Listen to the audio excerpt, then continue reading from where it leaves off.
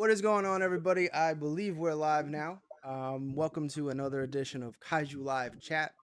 I am joined by the one and only James Groman and Bryan at HOPToys. What is going on, guys? Thank you so much for joining. Yeah, glad to be What's here, up? man. Good to meet you. Yes, actually, Good to be back. we actually did meet last year. The first time I actually dove into this entire Sofubi world was at 5 Points in Brooklyn. Oh, okay. And that's where I saw the Rotten Rex and the Kaiju Killer. And yeah, I was like, "Whoa, these are crazy." So I did stop by. I actually met you there. I met Attack Peter there, who I just did a chat with, and have his shirt. Yeah, I on heard. right now. And the Mushi Bros. I don't know if you know Matt and Dan. Yep. Yes, I think I've met them. So, But Peter's a good friend of mine. He's a super talent. yeah, his stuff is. I actually don't have his poster. Did you actually? Speaking of, did you see the stuff that Mondo just dropped with Yeah. the new Peter poster? No, we're not here to talk about Peter. So, Yeah, I haven't seen it yet. I'll have to go look. I've been in sculpting all day, so awesome. I missed it. So let's talk about the Mad Monster project. So how did it come to be? Who reached out to who? Had this? Who wants to start first? Who wants to take this away? Well, I'm going to tell. I don't even know if Bryan knows this or not, but in a lot of ways, I had done that sketch a while ago, and I really liked it. I've gotten so many comments on it. I kind of felt like I almost feel like I went fishing, or it's like I did the sketch, I put it up online, I go, man, I would love to have a toy of this someday. And I think, Bryan, you got a hold of me like within a half hour to an hour of me posting. Yeah, I saw that poster and I had a mini. I mean, I saw that sketch and I had a mini stroke. So yeah, I immediately messaged. I was like, he's not even going to see my message. I was like, yeah, but, I no. mean, what's the date on that sketch? It's 2008 is when I think it says did that. 2008. Yeah, I actually pulled that from your Instagram. I was fishing. Yep. Yeah, and I was probably still working at American Greetings at the time, who originally, that was the company that, created My Pet Monster. It was part of Amtoy, which was their toy division back in the 80s, early 90s. So yeah, I just got inspired one day and did that sketch. Only I had to kind of bring my own Groman kind of aesthetic into the My Pet Monster world and came up with that. I've always loved the sketch, so I'm really excited about this whole project, bringing this thing to life. I've been thinking about it for a long time, and I can't wait to see this thing in vinyl. Yeah. Yep. I saw it and I was like, you never know unless you ask, and this is a dream come true for us here at HOPToys too. So My Pet Monster was, that was my buddy when I was a little kid. I still got him. He's in the other room, but it's yeah. So, and then this is so yeah, let's go into the story and the process of designing this guy, James. So what was let's break it down. Well, first off, it was kind of like I wanted it to be almost as if My Pet Monster was a child when he was originally released, and he's gotten bigger and older, and he's actually turned into what he was supposed to be, as an adult. And so you can see he's kind of roided out, and he's a little bit more vicious and more of a predator. And then I think you could see when by looking at the original sketch that we just kept going and we kept going and kept adding things. And stitches have also become such a part of my aesthetic that they ended up in there in a couple spots. We also didn't want, we are inspired by the original toy, but we don't want to do an like a ripoff. We wanted to do it's a homage. It's more of an update. It's more of a ripping off of. So that's why we brought in a lot of these extra details as well. You can see he's got a paw that's been stolen from another plush creature that we will not name at this time. I never even noticed that. That is awesome. That's totally a Care Bear, isn't it? I know nothing. That's amazing. Before this, I told Mom I was trying to like tell my wife about about you and everything, and I was like, basically, he's had his hand in on a toy from some point that you've come across, and she's a huge Care Bear fan, so I brought that up, and she's like, "What?" You know what the funniest thing is? The purple Care Bear is Share Bear. Yeah, I thought that's awesome. I didn't even think of that. That was all Bryan, man. I had to go look it up. I was like, that's amazing. Somewhere Share Bear's walking around with a bone sticking out of the end of his wrist. Yeah, that's amazing. And then, so as you were putting this all together and deciding, like, all right, we're gonna do this. So like before you launched the Kickstarter, like, what was your expectations? Because it's been a while since my pet monster has graced us. Well, I mean, it's one of those things that I don't think anybody would ever really lose memories of having a My Pet Monster or just it's one of those things that's just, especially for me, I was born in '84. It came out in '86, and it didn't leave my side probably until 1990 or so. So it's like it's just one of those major parts of my childhood, and I know there's so many other people my age or better that probably had the same kind of bond with a My Pet Monster. That's what it was. He was my buddy. So that there's people out there that are going to look at it and get the nostalgia feels and just the fact that it's a James project, and James has an amazing following. So it's you're geeking out.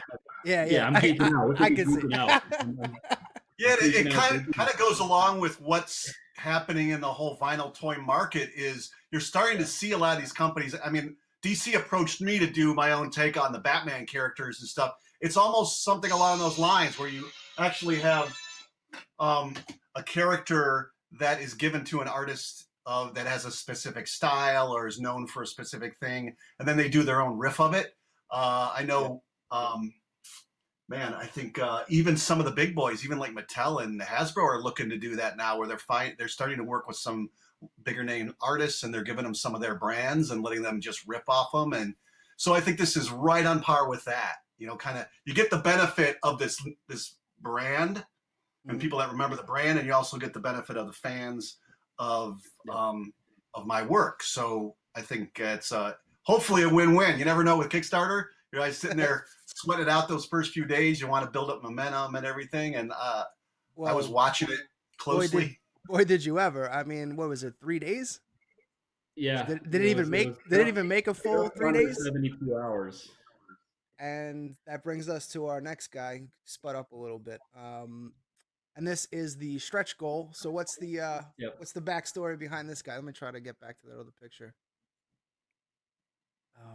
I just kind of threw a name on him. James designed him. I called him the Mad Monster Mite just because it kind of fit. He's a little 3-inch companion figure. What gave me the idea of doing a companion figure, seeing James's kin corpse with the little companion. What's her name? I forgot. I can't believe I forgot her name. But, Anne Morrow. Yeah. And you also, when you were sculpting the mammoth, you had the little caveman, little zombie caveman. So I was like, oh, we got to have a companion figure. And then James just kind of took it from there. So. So I mean, obviously, so were these the 3 that were on the table here? And yeah, that's usually how I approach almost even when I'm doing stuff for Hasbro or Mattel. I usually start with, if they throw me an idea, I try like 3 to 4 different takes on that specific idea. And I did these relatively quickly. I think it was a matter of I an was hour. These roughs. surprised at the turnaround on that myself. Yeah, and shot him over to Bryan just to get his opinion. And I was kind of torn. I would have been happy doing any of these, but he really seemed to gravitate toward for A, and that's what we chose. There's gonna be a lot back of in the day, sad pug fans. I know. Yeah, pugs are kind of like the animal of choice these days. That's why I even included one in here. And the pet parasite is based on a sketch I did a while back for another concept that I always liked it. I just thought this thing could actually be living on, like, maybe if it could snap onto his back or something. Maybe it's something we do somewhere down the line. But I always love that. We talked about that too. We were like, oh, but what if the parasite could like stick on his back somehow or something? We were so torn, and then this is the final design here. But this one with this guy, the way I see it is because his hand is gonna kind of rotate because the joint in the vinyl is gonna be there. I can almost see this like fitting in his hand. We haven't really discussed any of that yet, but who knows? Yeah, I think that's great. I even thought of that nose ring being the thing that it attaches to the end of the chain too. So he actually, because back in the day there were My Pet Monster pets, which were supposed to be the pets of My Pet Monster. I didn't want to.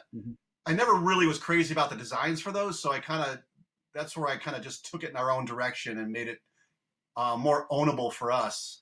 Hence this design is pretty much just a walking head.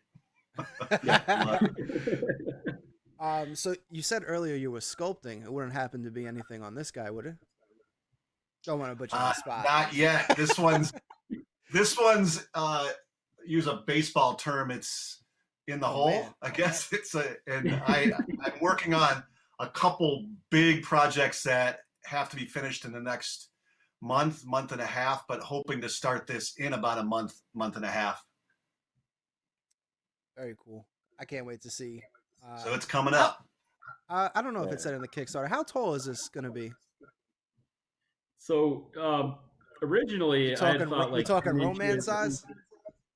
No, Roman. Well, I mean, technically, it's going to be bigger than Roman. I mean, Roman's 13 inches tall, but he's not as wide. I mean, this thing's going to be like 14 inches wide. Just probably just based on the drawings, about 9 inches deep. I mean, it's a big, beefy toy. I feel like if there's one reputation you're getting over at HOPToys, it's your toys have to be beefy. It's if they're not beefy, they're not HOPToys at this point. Yeah. we like. Did you paint that one yourself, or do you sell that one painted? Yeah, this is the Kaiju Live exclusive. This is our Kaiju Live exclusive. So he's a. Wow. Let me blow myself up here. Hold on a second. So this is translucent gray vinyl with gold and silver. We call him like the static signal. We kind of wanted to give him like a TV look, so to speak. So like the old like TV loaded with glitter. Yeah. And what's so awesome about this is like depending on how the light hits him, he's either silver or gold. So he's like really hard to photograph, and I love it because you can make him whatever color you really want. Once you get it in your hand in person, it's just like wow. And a glow in the dark skull, courtesy of wow. So very cool. Yeah, that is one of the. I hand painted every one of those. Yes, you did. That is one of the things we're trying to do here at Kaiju Live. We're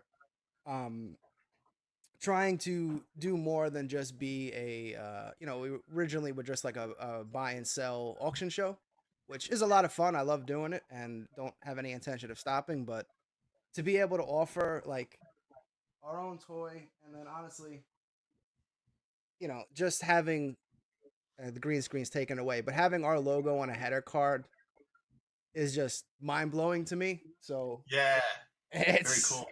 Yeah, it's been an amazing experience. Like Bryan and Sean are just, I can't say enough good things about them, and maybe there will be some kind of Mad Monster thing in the future. We don't know. We don't know. Yes. Say no more. Say no more. Indeed. So yeah, that's one of the things I love about the products. That's one of the things where when Bryan got a hold of me, right away I went and looked at the products that they were offering, and I'm a huge Harryhausen fan. I'm a B movie fan. I saw you guys are doing that little chick based on the giant claw.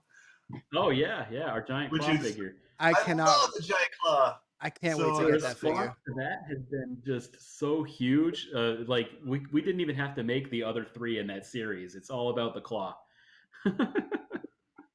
Yeah, and he's the bigger one too, right? He's like 6 inches. Yeah. She have a little respect.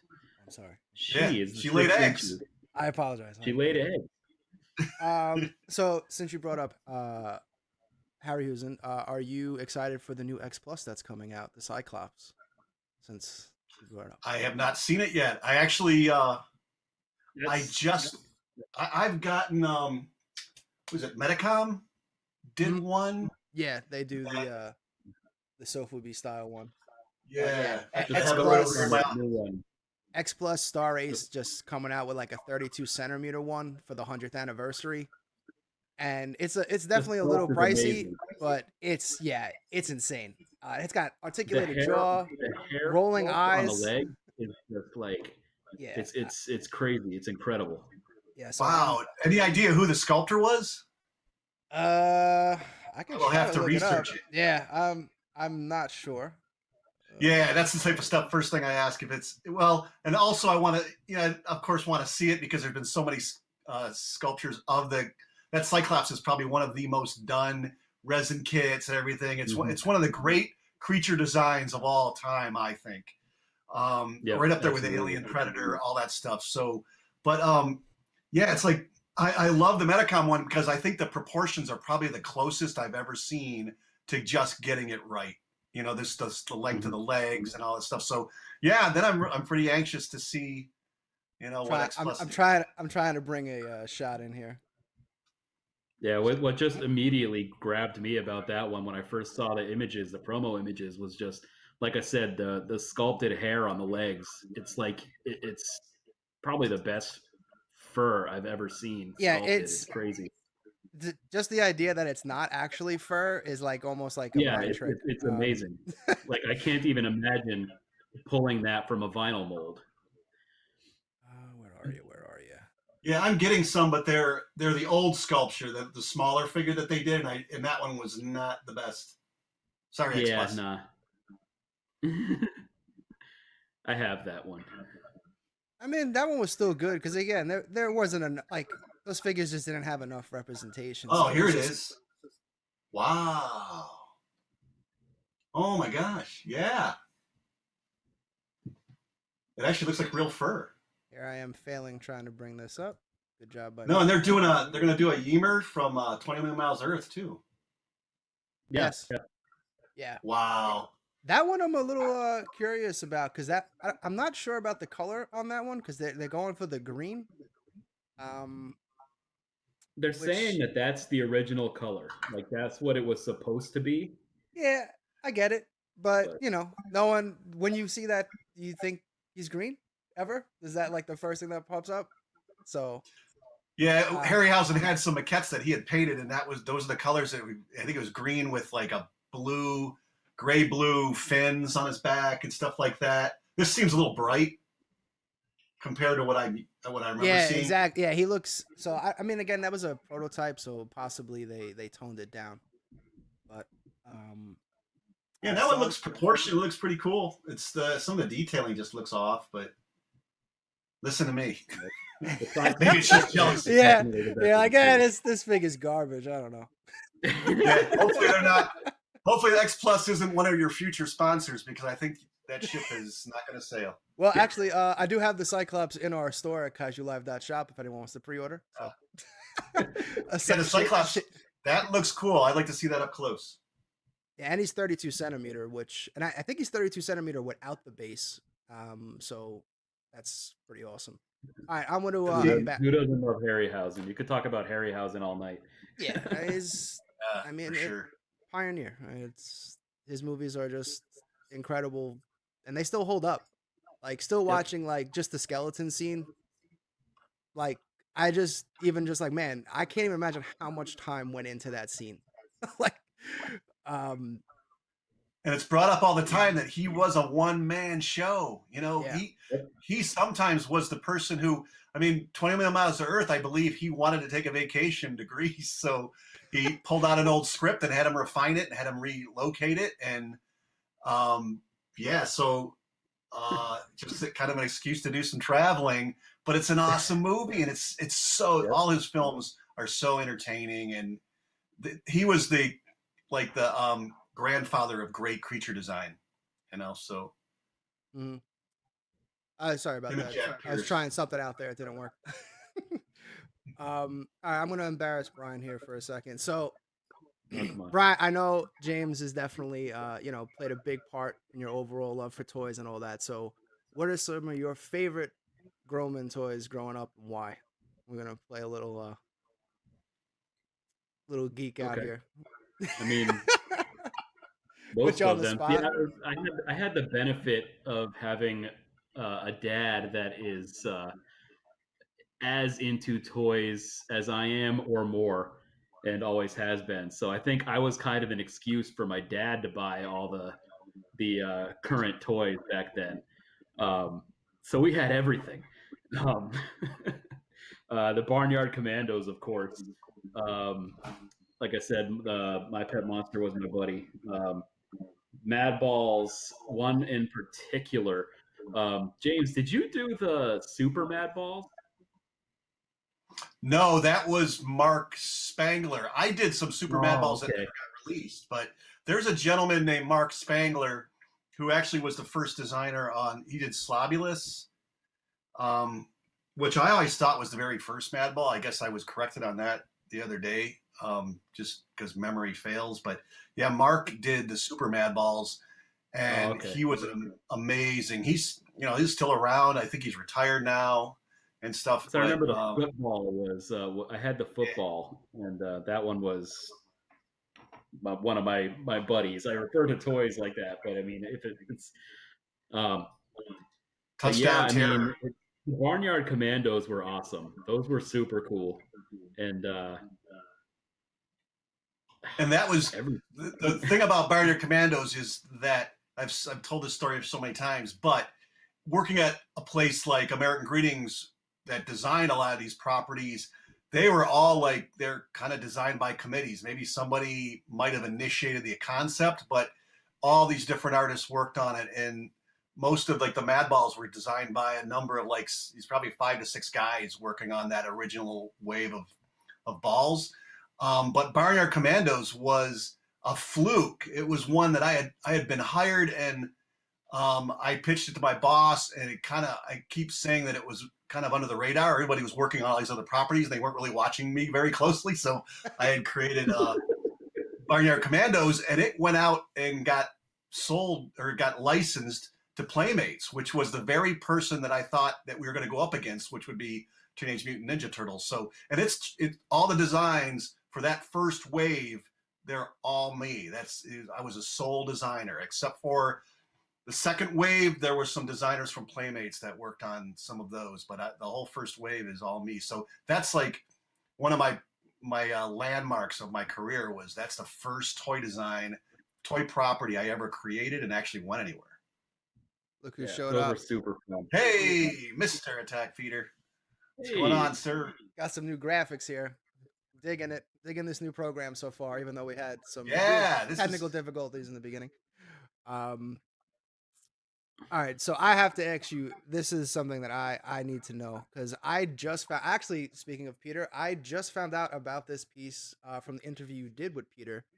And considering I like to consider myself somewhat of a Godzilla toy expert or slightly below expert, I need to know.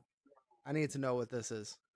What is this? Why was it never released? I need all the details as possible. Because this is amazing. And we were talking about landmark like figures, Barnyard Commandos being my first toy that I ever really like pitched, and it actually got produced. This was a landmark, as in it's the sculpt that almost killed me, man. It was I had just started sculpting actual patterns for toys, and I was working with a company called Playing Mantis, which I'm sure you guys are all familiar with. Playing Mantis and Polar Lights was the name of their model kit division. And they had a number of licenses, and I was doing a lot of license stuff for them. And I heard they had this license. I wanted to work on this so bad. I knew the movie was coming out. I had not seen Godzilla yet, what the design looked like. And I got a job doing a sculpture for another company that showed me pictures of what Godzilla was going to look like. So I said, all right, what I'm going to do, I'm going to sculpt a bust just to pitch myself as the person to do this model kit. I sculpted this bust. I pitched it to Polar Lights, and it got me the job. I remember I was on vacation when I got them on the phone, and they said, yeah, Jim, you got the job. So this was like 3 months of solid 10, 12-hour work days sculpting this thing. And it has 5 babies on the base. You can't see them all here.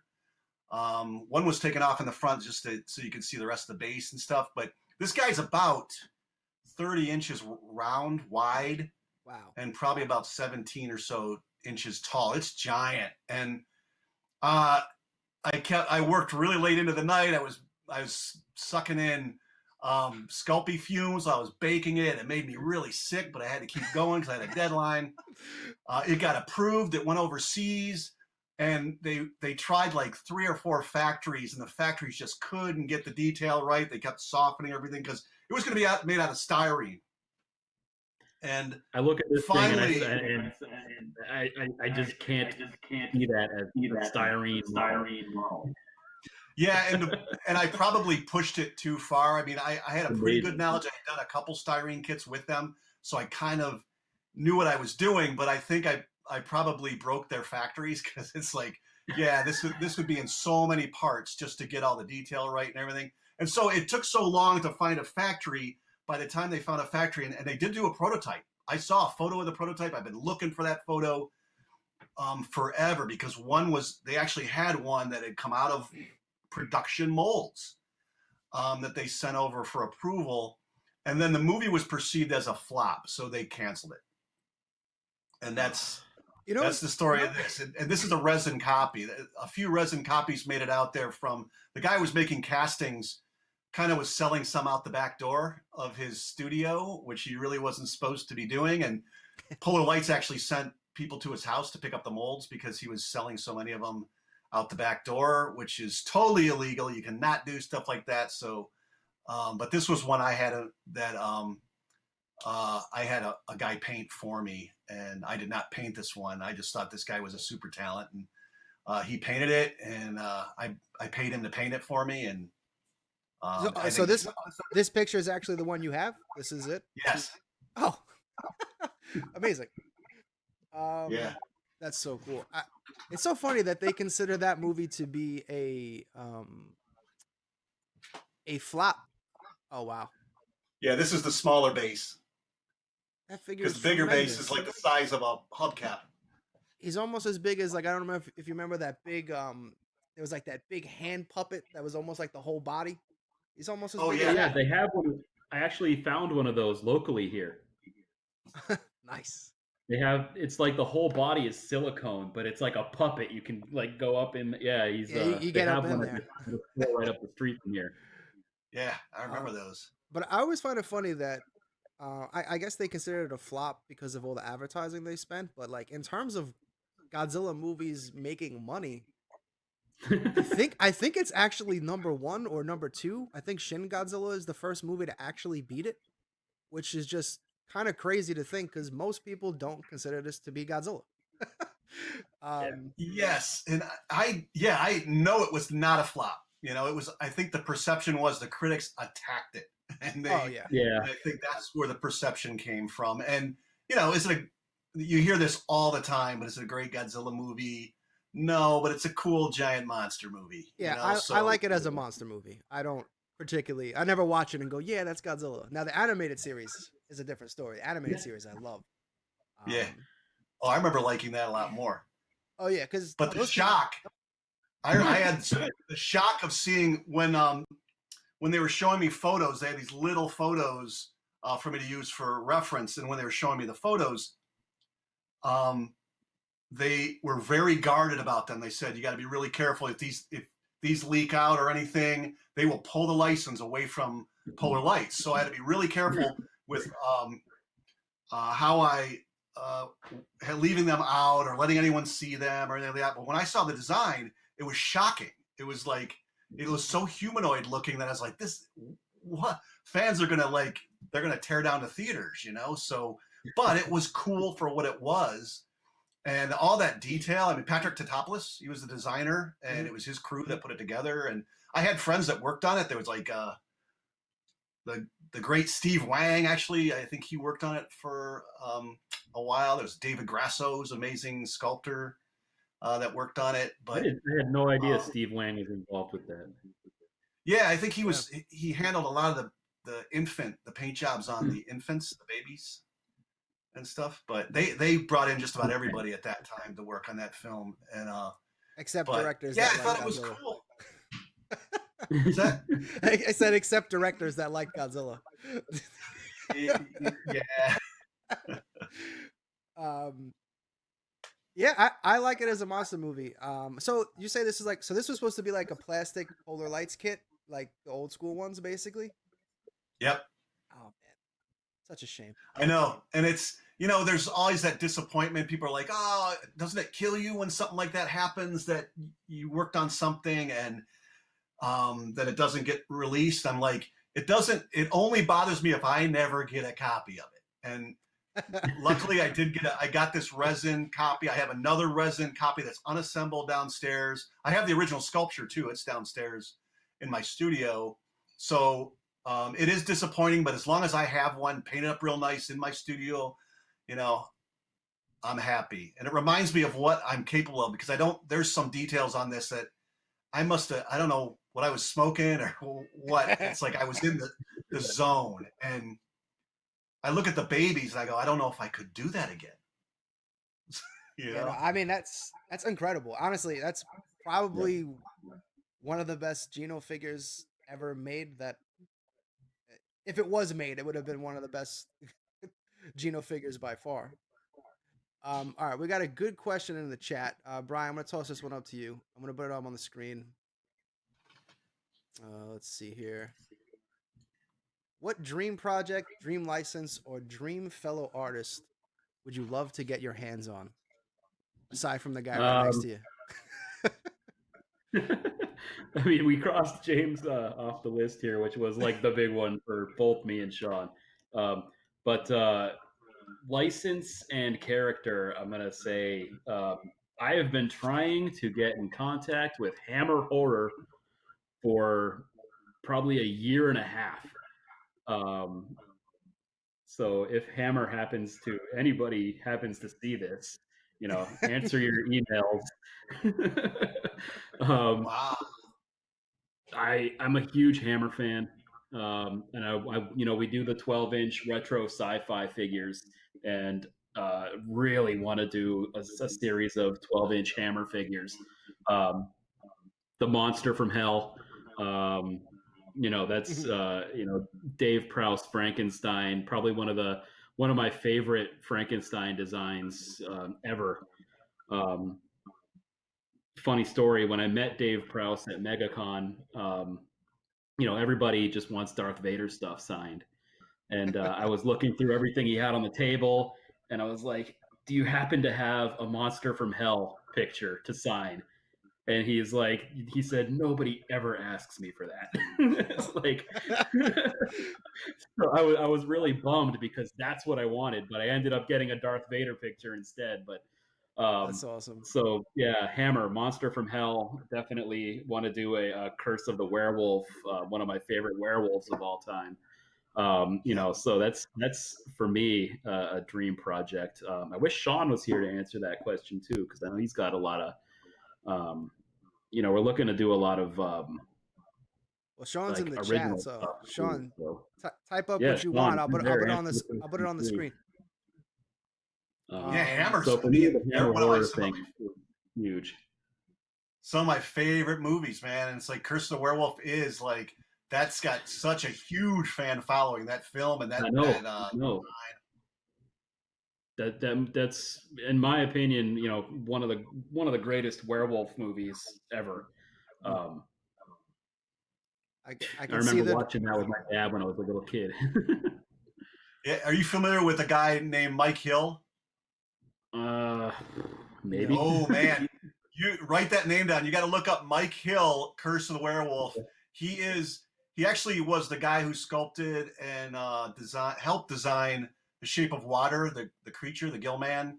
Oh yeah, Oh, And okay. that design is he's so a good. huge fan. He's a British guy, and he's actually a huge fan of that movie. And he's done like life-size versions of Oliver Reed, Curse of the Werewolf. Oh wow. They're amazing. So yeah, you got to look him up. He does some of the best. That's his favorite film, I believe, and he does amazing stuff based on that. Okay. Yeah, I'll Sean definitely look brought that up up. Sophie Creep Show.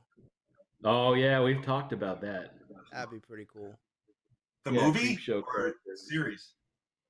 Oh, the originals, the classics. Especially the Uh, Creep. That would make so- an awesome Since movie. we're talking about like old school horror and stuff like that, Fluffy.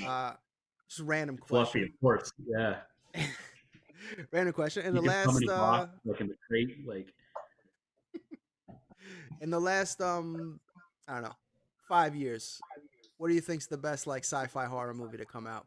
I feel like we're in a drought. Yeah. Oh, we got stumped. Here we go. Yeah. I know. Nothing beats the classics. It's like I can't think impossible. there was anything overly memorable in the past 5 years. I like the Boy. Conjuring movies. That's it. Yeah, I But mean, those are- they're still kind of generic. I mean, I hate to say, you know, Yeah. I I guess I appreciated it because it didn't. was good. Yeah, I appreciated it because it didn't rely on jump scares 24/7, Yeah. which is like I like the new It movies, but you know they're not Yeah, they're scary. good. But, Like, and they're- you know, there's Yeah, really I a thought the pattern. first It movie was really good. It was like the miniseries. The first part of it was good. Yeah. The second one kind of lost steam. I'll be honest, boy. I didn't finish the second one. We started watching it, and I think I we dug got it. tired and turned it off and didn't go back to it. I don't remember. Gordon in the chat brings up Hereditary. I did a Quiet Place. I did Didn't actually see really it. like Hereditary. I don't like the third act. I'm not going to spoil it. It's just not Yeah, I never something saw that that I one. like. Have you seen it, James? I have not seen Hereditary, but I've seen Midsummer, which is the same. Oh God. Same guy. I haven't seen that one. How is it? Recommended? It's weird. I actually liked it. It's brutal, of course. I mean, It's you know, scary guys in a like way Cthulhu. that it's like it's scary in a way that something that could happen. Like it's like real. Well, that's Yeah, like, you know, I it's- found it fascinating because it was every scene you learn this twisted, weird ritual that is based on like real druid like religion or something like. And it was like, so every scene you're seeing this messed up thing that's based on fact, like from historical things that people actually did. And I think some of that stuff isn't based on like real legend or real religious beliefs, Mhm. but it was endlessly fascinating. It was like there's not an uninteresting moment in that movie. You know what was Sean, another good one? This is one that it's not very popular and you hardly ever see it come up. There was a movie called Frozen, and believe it or not, it's scarier than the Disney one. It's Shocking. it was set in New Hampshire at like a ski resort, and these like teenagers got stuck on a ski lift for like the weekend. Oh, And it's you know, it's not like a jump scare horror kind of movie. It's a thriller, but it'll scare the heck out of you just because it's so real and just like you know, growing up in New Hampshire, I and think it's like, actually called Frozen, or yeah, it's called Frozen. I'll have to check it out. hey, but yeah, I think it's a lower budget movie. But hey, if we're going there, then there is one I saw. I think it's like about 2 years old now, but it's called Headhunter, and it's That movie's great. it's a low budget. It's super low budget because the guy, he's a It's medieval only like like an hour long too. Yeah, it's like it's like a Death Stalker or what is this? The Death Dealer movie, like a Frank Presents You can Death find it Dealer. on Shudder. Yeah, it's really great. He goes out and he Yeah. hunts down monsters. You never see him actually fight the monsters. He just brings their heads back, hangs them on his wall. Yep. It's Oh, super I low love budget, that. but it's really That sounds super awesome. clever. It's like a Blair Witch type And then, thing where they Troll had no Hunter. money, but Troll just Hunter was really good. clever. So, getting into some upcoming things, James, I saw this on your Instagram, and Oh, yeah. wow, what is this? Because this is just, is this translucent? Like, what kind of? This is insane. So go ahead, take it Yeah, away. it's actually a new release that I have been so busy. I know it was up for I think the pre-orders might have already happened Ah, for this, if I remember right. But check that's Instinct Toys website. I think it was They this actually past weekend.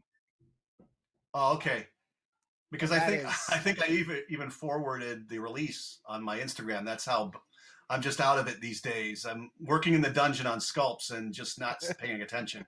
But yeah, they sent me like a detailed email that described how they went through the whole process of doing that color on there, and it's intense, and lots of people asking about that.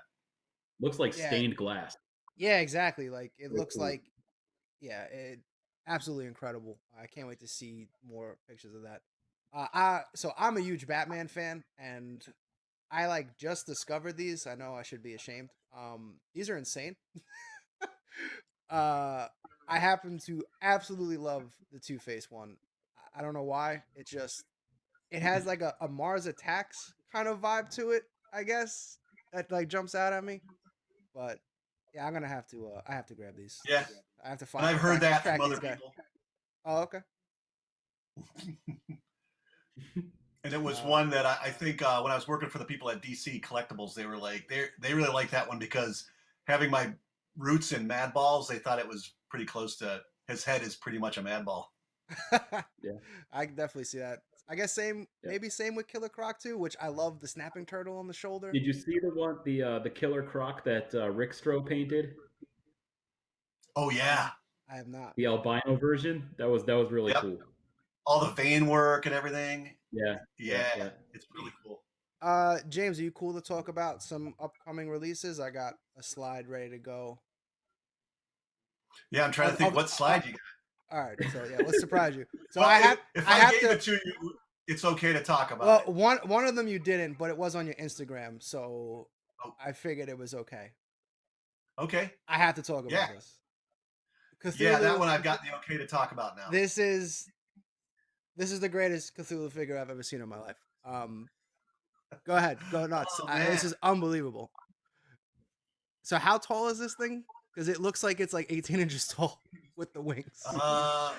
The wings. Well, the goal was to make it. We tried to keep it 8 inches with the wings. He's maybe slightly bigger. Of course, my sculptures when they're made into vinyl, there's like that 7% shrinkage, which really doesn't do a whole lot. But so all in all, he'll be about 8 inches tall. So he does. He looks a lot bigger than he actually is. And this is also a 3D print because when I do the sculptures, I will have them scanned and I send the scanned information overseas. And I don't know if they did the 3D print. I would guess that Bryan's new toy. knowing the general, that Striker Wang is the guy I'm working with at 52 Toys. I'm sure he probably printed it out at the proper size. Is but- this? I didn't miss the pre-order on this one, right? This is still like something that's coming No, down the line. I just literally got it to him maybe 3 weeks ago, and maybe a month ago. And so it's at the factory right now getting prepared for production. I'm not quite sure when the molds will be done. I've heard November, possibly December, which is pretty quick. But yeah, this is one that got away from me in a good way. It was like a tight deadline, and I've always wanted to do a Cthulhu. I never did a Cthulhu. I don't think I even drew one ever. So to be able to work on this character and do my take on him was so exciting. And it was one where I think I got in the zone. It's like I didn't expect it when I did my sketch. The sketch was not as detailed as the sculpture. Sometimes some of the detail starts to work itself out when I'm in the sculpture stage. And this guy just went in a really good direction. And I can't believe the reaction it's getting. it it's amazing. It's incredible. Well, I'm following that forever. I gotta. I'm sure 52 Toys has an Instagram. Like, I guess they're in the bottom right there. I cannot miss the pre-order for this guy. And 52 Toys is a pretty robust company, so I suspect it's not going to be limited runs. That this guy, Awesome. he may be in a pretty extensive production run. So you might have better luck getting this than maybe like a King Corpse or Kaiju Killer or some of those other things. So speaking I of recently Cthulhu, started following them, and they make some pretty intricate stuff. They make like like Transformers and stuff like that. So, I mean, they've definitely got the capabilities. I can't wait. I just cannot wait to see what this thing, the final production, looks like. It's it's amazing. yeah, don't you? Yeah, Isn't it go ahead. weird that? Oh, no. All right. Yeah, this guy's been. Before we jump into this guy, I hit the wrong button. Cthulhu. Isn't it weird that Cthulhu has literally never been in a movie other than, I don't know if you guys have watched. Speaking of good horror stuff, the show on HBO Max, Lovecraft Country, is phenomenal. Yeah. Yes. But He aside appears in from the that, first episode. yeah, aside from that opening sequence title, I feel like that's like the only time we've ever seen Cthulhu on screen, and it's like baffling to me to have such an incredible creature that's been around for, it seems like decades, and he's never been on screen. I don't remember when the Cloverfield was coming out. I was like, this is it, finally, Cthulhu, and instead we got Man, they teased the heck out of that being Cthulhu too. Oh, I know. Yeah, they did everything they could. They're like, yeah, That this is was the Cthulhu. worst. Might as well have just said it.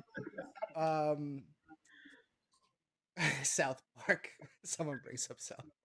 So, And there was a movie called that came out with Kristen Stewart that was called His Underwater, I think was the name Oh of it. yeah, someone just mentioned that in the chat. Oh, so that's Cthulhu? Oh, all right. Now I gotta check Well, that movie out. they never say it is, but just the way it's Oh. presented, it's Cthulhu. It's definitely the inspiration. I haven't seen that one yet, but I heard it's pretty cool. Definitely. It's okay, and it's you don't ever really see that creature very clearly at the end, but what you do see is pretty cool. Okay. All right. So what? Let's go into this. This is another. What's this guy's name? Mega Mixosaurus. Megamixosaurus. That was a working name, and I was trying to come up with other names, but Instinct fell in love with Megamixosaurus. It's because he has actually stitched together dinosaur parts. I was gonna say, does he come? He has to come with a turntable on the side, right? Like he has to. A DJ stand. That'd be. I love the concept of this one with all the interchangeable parts and everything. That's crazy. Yeah, this looks. As far as dragons go, that's pretty awesome. Yeah, he actually has an extendable neck. Like the neck will be down close to the body, like Rotten Rex, but then it can actually has an insert that will extend it up where he's gonna be. I think he ends up being like 17 inches tall. The wings can come off, and he's got spikes that replace them on his back. And he is actually stitched together like a Frankenstein version of like just made from dinosaur parts. So there's actually a few different species of dinosaurs that you can kind of find in there. Yeah, I kind of see like the Stegosaurus kind of on the back a little bit. Yep, Tail, then an Ankylosaurus tail, and T-Rex is in there. Styracosaurus is in there. Yeah, he's going to be big. I don't have much room in my collection now. I got to try to find a Groman shelf now. Between the Cthulhu and this guy. I don't know how long the market will sustain these big pieces, but it doesn't seem to be slowing down at all. People still love them. People love them. Bigger the better. It's like X Plus with the Gigantics. Those things sell out instantly. And then they go for literally double the amount like 3 months later. It's like it's madness. All right, bye, Brian. Oh, and are you familiar with Joe Lucchese from he's Dope Pope? Oh yeah, I met him at 5 Points as well. 5 Points was like this huge, like just world-shattering experience for me because like me and my dad, we've always been very Godzilla centric. We've only ever gone to like Godzilla cons and stuff, and it was Matt and Dan over at Mushi Bros that invited us, and we're like, yeah, let's check it out. You know what? And I was like, man, there's a lot more toys than I ever thought there were. Like this is awesome. So just seeing, meeting everybody and just getting into that whole world was like, yeah, this is there's a lot more than Godzilla stuff that I gotta, start embracing. It's fantastic stuff. Well, Dope Pope did that sculpture of the Megamixosaurus. Oh, really? Oh, Yeah, he's become a good friend of mine. I've met him, and he is super talented. So I was looking for projects to work on with him, and I was too busy to actually do the sculpt on that one. So I actually brought him in and worked very closely with them. This like detailed schematics and everything. Joe's awesome. I know he's doing yeah, stuff for he X is Plus. awesome. I've Yeah, printed and painted a few of his pieces now. Yeah, he did. His the Gamera, I love his Iris Gamera. Iris just came out, and then he did Orga, Yeah, and they're both. That's right. He did Orga too. That's right. Yeah. Yeah, next. he's got something really cool coming out from Mondo, Oh, a little known kaiju that no one's ever. I don't think anyone's ever made a toy of it, but it's really cool. I don't think I could talk about it, but it's very cool. If it's the one I think it is, I don't know. all right, Brian, you're up. They might have announced it. Some upcoming stuff from you, He sir. teased something a while ago, and I asked him about it, and he said he couldn't really. Yeah, all right. Don't blow him up. Divulge I don't need to get this video taken down. Yep. Dope Pope's gonna come after me. All right, so Brian, what do you got going on over at HOPToys? Looks like we got a plethora of stuff. Phase So two. go ahead, take it away.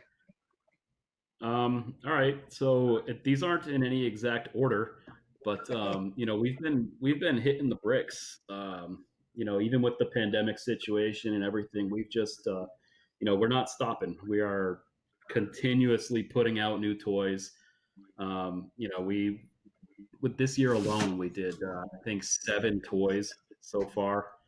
And we're just getting rave reviews across the board on all of them. We've got a great following. We've got a really great, fan base going on, and we're just taking all that positive energy and pushing forward. And we're not a company that makes money.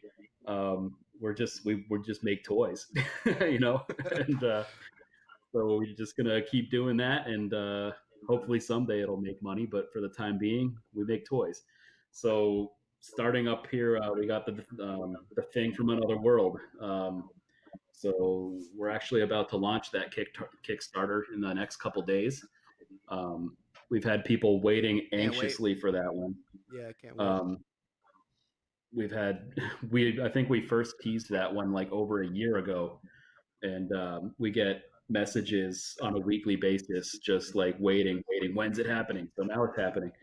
So we had our buddy Dave O'Brien over in South Africa sculpted it for us. It's a great likeness. It's going to be about 12.5 inches tall. It's going to be to scale with our Saucer Man and our Robot Monster. He's going to come with a alternate arm with a torn sleeve and the big 4x4 plank from the climax scene of the movie. It's going to come in a few different paint schemes, a few different colors of vinyl. It's going to be awesome. I'm really looking forward to that one. It's one of my all-time favorite sci-fi horror movies. Is the Howard Hawks James Arness thing. It's a great movie. And it holds up. It's just, even for that time period, that it was just so unbelievably well done. It's the sequel is an amazing movie. The John Carpenter is the thing. I mean, it's essentially almost plays out like a sequel.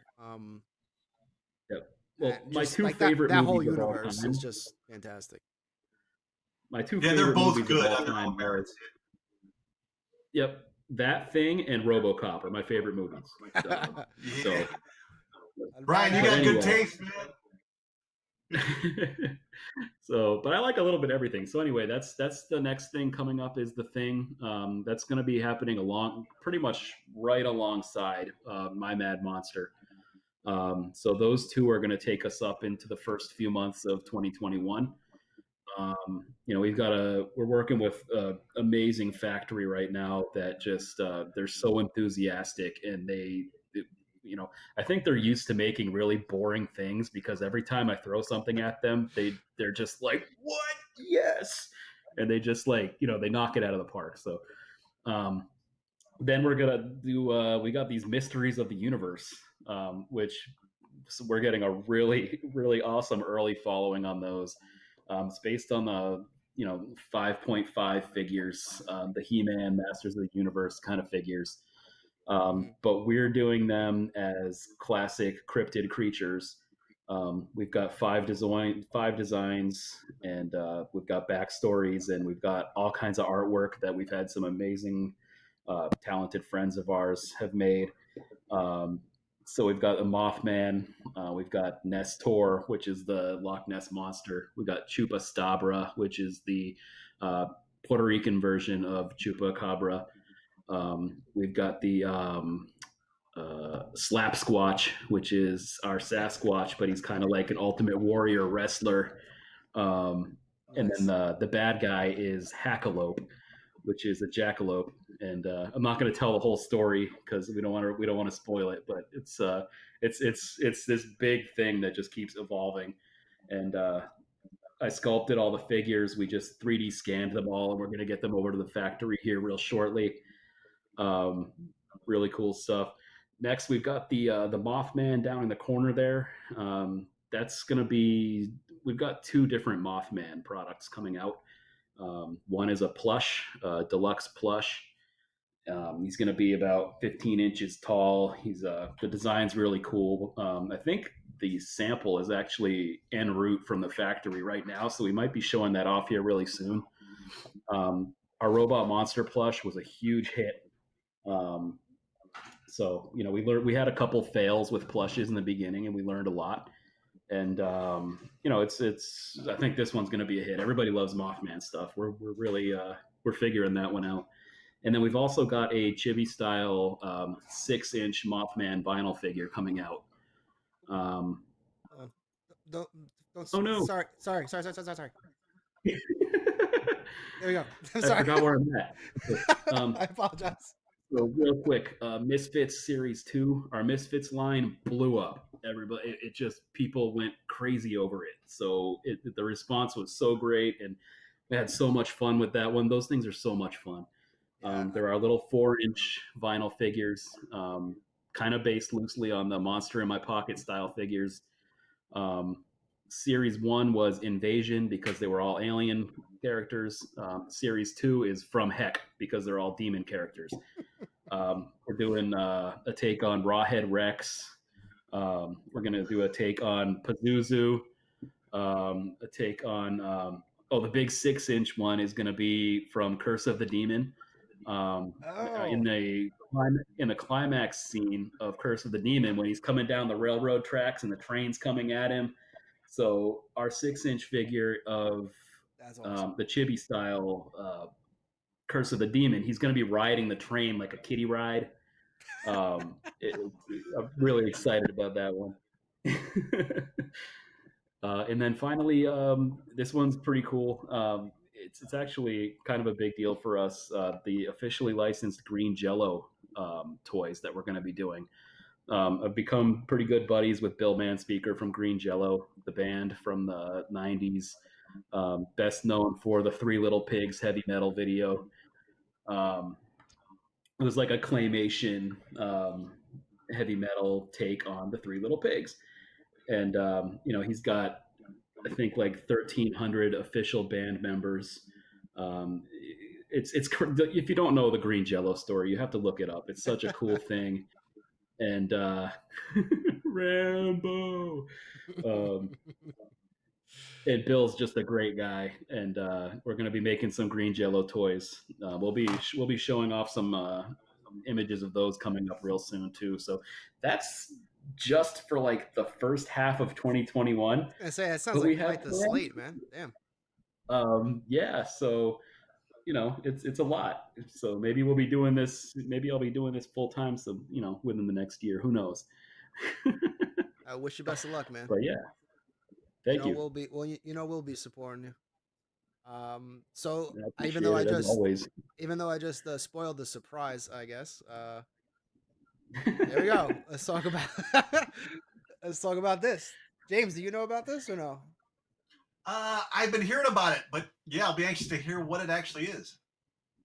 Yeah, it's in the very early planning stages right now. We are organizing a convention in South Florida.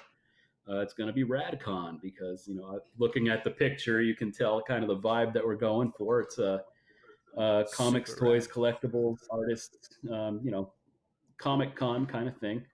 We're taking a different approach to things with it. I'm not going to go into details, but we want to throw a convention. That's So we're awesome, doing man. that. Yeah. We're negotiating with venues, and I've got a lot of upfront support from a lot of local artists, and I know a lot of people that we could have vendors and everything. It's going to be cool. I don't want to get into too much details because there's not a whole lot of solid info just yet, but Mm. we have a Yeah. page for it on Instagram, page for it on Facebook, so you can follow along. It's going to be fun. Awesome, man. Yeah, cool. That's a big step, but can never get. It is. you It's know, a big undertaking, and new we're learning a lot. conventions. We're kind of experiencing that a little bit in the G fandom, but new conventions definitely seem to be something that people want. Yeah. So, best of luck, man. Like I said, Thank you. I'll if I can I think it's get gonna that be a if hit. I can get As down far there, as- I'll get down there. I got a lot of good support so far with it. Just behind the scenes, I think it's going to be a good thing. Yeah, is there any other big like toy collectibles shows that are in South Florida? Well, we have a few. There's a handful of toy shows that go on. There was just one this past weekend up in Orlando. I'm trying to go a little bigger than what normally goes on, but I don't want to step on any toes. I'm not trying to outdo anybody or anything. Yeah, you don't want I to come try to out. be You everybody's want to come buddy. out swinging. But no, it's going to be good. We actually have a really great convention scene down here. We have a lot of big conventions in Florida, but it's a few of them have just dropped off the scene. So I think there's a nice little slot for me to fill. Awesome, man. Maybe we'll have an opportunity to sign some My Mad Monsters down there or something. Yeah, who knows? That would be great. That'd be awesome. When is the I'll fly you down. Speaking of that, let's bring it back to that. That's why we're all here.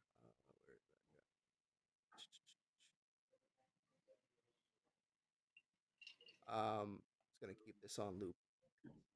So when is the Kickstarter ends in 8 days, I believe. Is that correct? 7 days? Is it over? How many more days we got? I mean, technically, I guess we got like 7 days left now. We got about a week. On the 22nd, it's going to be.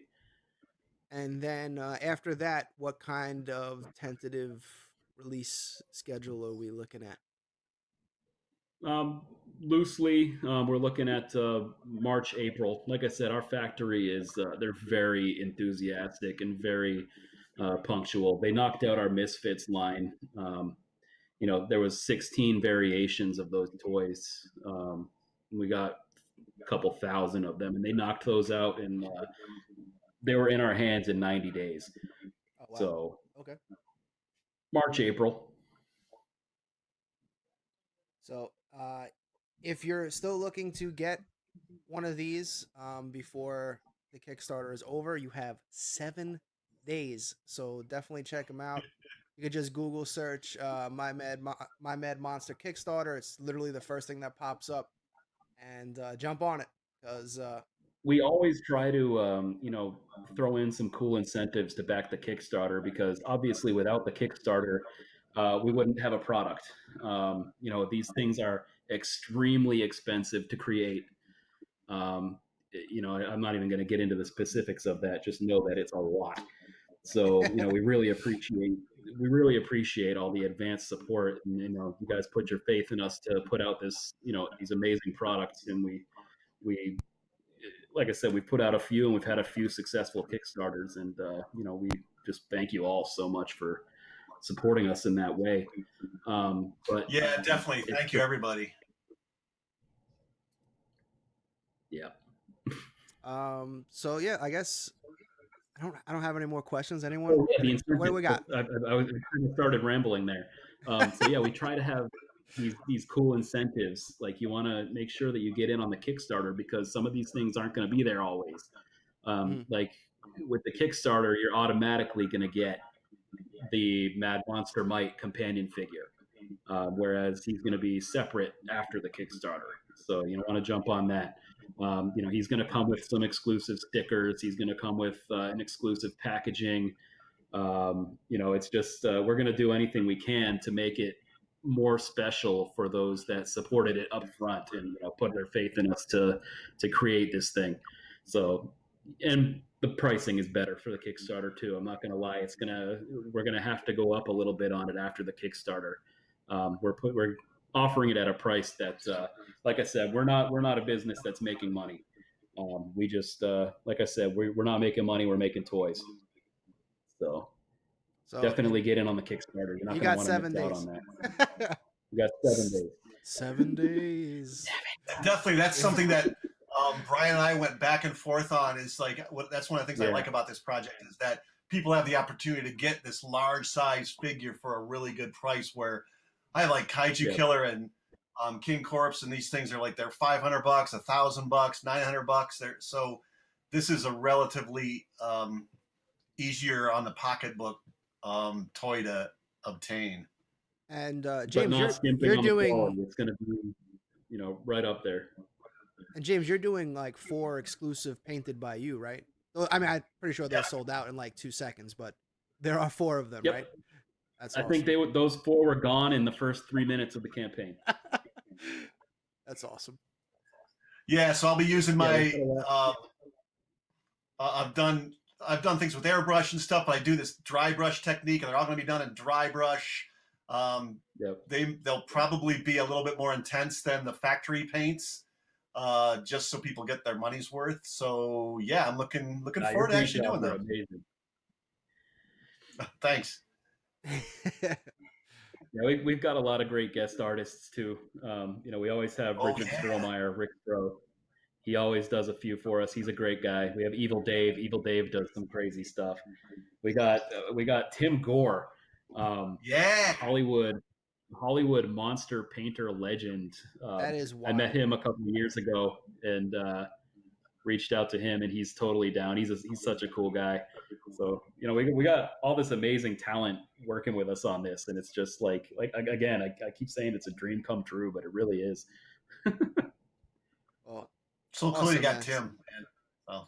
I know. Yeah, that's what I can't wait to see when he comes. I can't wait to see what everyone, all the exclusive ones, come out to be. Yeah, I'll have to tell you my Tim Gore story sometime. He's a great guy. All right, so I think I don't have any more questions. Bryan, you got any questions for James? James, you got any questions for Bryan? If not, I guess we'll wrap it up. I mean, I could talk toys all night, but I'm sure we all have other things we need to get to. I think the last time we did this, we ended up talking about The Thing for like 45 minutes off camera. So yeah, we were talking about practical effects, and it was just like, man, don't get me started on The Thing sequel again. Come on, why would you do that? Get me all riled up.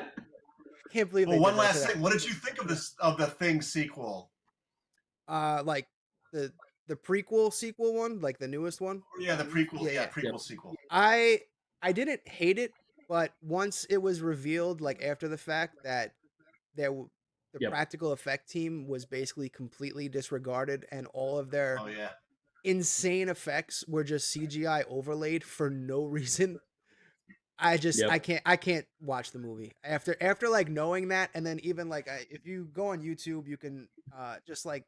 Oh, you can find photos of the props. You can find photos of the actual practical effects. And it's like, what were they? Love it. I still love the movie. I mean, I know that, you see the posts on Instagram of the studio posting what they originally had, and you see what it could have been was absolutely amazing. But I still love it. I don't get why studios got to step in and like. They messed up with the dog. Like that was kind of. That's another thing too. They. You try hard it could have been to match the dog. I mean, yeah, you even end the movie so it literally like shot for shot goes right into the John Carpenter one, and you don't even get the right color husky. Like, come on, Yep. Like, just give me a little. And I was down at one of the Monster Paloozas at the time that film was being shot, and there were a lot of guys walking through Monster Palooza that were working on it. So they were talking like, this is going to be a piece of crap. It's going to be horrible. Really? Don't even bother, all this stuff. But when I saw it, I have to say, I actually liked it myself. I thought it had some clever, it's all about clever ways you can make the transformations happen and everything. And I thought they had some clever transformations are just, I mean, it all goes back to, Mike Ploog did the original storyboards back in the 80s for the John Carpenter one. And I'm a huge Ploog fan. I mean, anything he's ever done. So that just makes a thing just that much more special. And I think they did a good job of keeping it with that, with the transformations and the assimilations and things like that. The way they did that, it's like I said, I still like it. No, there's a guy. There's a good movie there. I'm sorry. Yeah, there's a sculptor named Paul Kubota that he did a lot of the sculpting work, a lot of design work on it, and they did a pilot at the end that you can find photos of it online. It's amazing. Really? Yeah, the pilot is pretty cool. In the pilot, you can almost see similarities to the original illustration from the 1930s short story that it's all based on. It's called Who Goes There, and the illustration on the front, this was a humanoid alien, weird, with the eyeballs and everything. And then in the pilot character that they made and didn't use, I guess, he had the eyes, and it was almost like you could see that they drew a little bit of inspiration from that. So I liked that. I'm sure. Yeah, I just feel like the studio came in and did what they could to destroy. Here we go on the thing again, man. We can't do this. I know we can't do this. Let's get back to toys. But I want to thank you both so much for joining us tonight. This was great. I had a great time. I hope you did as well. I cannot wait for basically almost all of these projects, especially the Cthulhu and obviously Mad Monster. Those are going to be fantastic. So again, definitely check if you want to follow. Definitely follow HOPToys. I think HOPToys is 2 away from 1,000 followers, guys. So I don't know. One. We're at 999 right now. One more follower to crack 1,000. So let me We might do a giveaway at 1,000. You'll do it. I don't know. It'll happen tonight. Here you go. One. There it is, right there. Hop_toys. One more possible giveaway. Get on it, everybody.